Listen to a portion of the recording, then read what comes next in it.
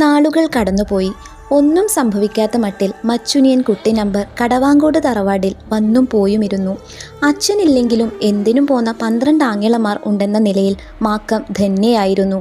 പൂരവും പരിഭവവും മറന്ന നമ്പർ തൻ്റെ പെറ്റമ്മയുടെ മുന്നിൽ തൻ്റെ മോഹങ്ങൾ അറിയിച്ചപ്പോൾ ഒട്ടും വൈകാതെ അവർ കടവാങ്കോട്ടെത്തി. ഏട്ടൻ മരിക്കുമ്പോൾ ഒരു മോഹമേ ഉണ്ടായിരുന്നുള്ളൂ, മരുമകൻ നമ്പറെ കൊണ്ട് മാക്കത്തിന് പുടവ കൊടുപ്പിക്കണം. ആ രംഗം കണ്ട് കണ്ണടയ്ക്കാൻ ഈ അച്ഛന് യോഗമില്ലെന്ന് തോന്നുന്നു. അന്ന് തൻ്റെ കുഞ്ഞുങ്ങളുടെ അച്ഛൻ പറഞ്ഞ കഥ ഉണ്ണിച്ചെറിയയും ഓർത്ത് കണ്ണു തുടച്ചു. മകൾ വളരും തോറും ആ സ്വപ്നം സഫലമാക്കാനുള്ള സമയവും കാത്ത് കഴിയുകയാണ് ഞാൻ. കുട്ടി നമ്പറുടെ അമ്മ വന്നത് വിരുന്നുണ്ണാനല്ലെന്നും നേരാങ്ങള നൽകിയ വാക്ക് പാലിക്കാനാണെന്നും ആൺമക്കളോട് അമ്മ പറഞ്ഞപ്പോൾ ഒന്നു മാത്രം അവർ പറഞ്ഞു: മാക്കത്തിൻ്റെ മനസ്സറിയണം. അവൾ കേവലം ഒരു കുഞ്ഞല്ല, എല്ലാം തികഞ്ഞ ഒരു പെണ്ണാണ്. കഴിഞ്ഞ പൂരം നാളിൽ കുട്ടി നമ്പറോട് അവൾ കാണിച്ച അനാദരവ് ഞങ്ങൾ പൊറുത്തതാണ്.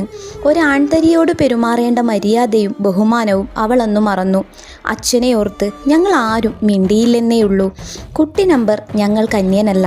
ഇളയമ്മ പോകൂ, അച്ഛൻ്റെ മോഹം ഇതാ ഞങ്ങൾ നിറവേറ്റുന്നു. കാര്യമറിഞ്ഞ മാക്കം ഇളയമ്മയുടെ മുന്നിൽ മൗനിയായി നിന്നു.